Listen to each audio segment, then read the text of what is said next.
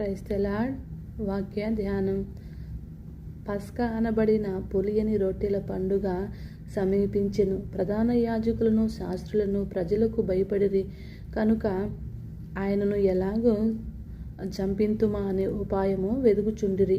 అంతటా 12 మంది శిష్యుల సంఖ్యలో చేరిన ఇస్కారియోతు అనబడిన యూదాలో సాతాను ప్రవేశించెను కనుక వాడు వెళ్ళి ఆయనను వారికెలాగో అప్పగించవచ్చునో దాన్ని గురించి ప్రధాన యాజకులతో అధిపతులతో మాట్లాడెను.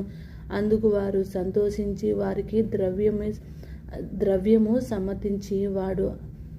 సమ్మతించిరి. వాడు అందుకు ఒప్పుకొని జన సమూహము లేనప్పుడు ఆయనను వారికి అప్పగించుటకు తగిన సమయము వెతుకుచుండెను. పస్కా పశువును వధించవలసిన పులియని రొట్టెల దినము రాగా యేసు పేతురును యోహానును చూసి, మీరు వెళ్ళి మనము భుజించుటకై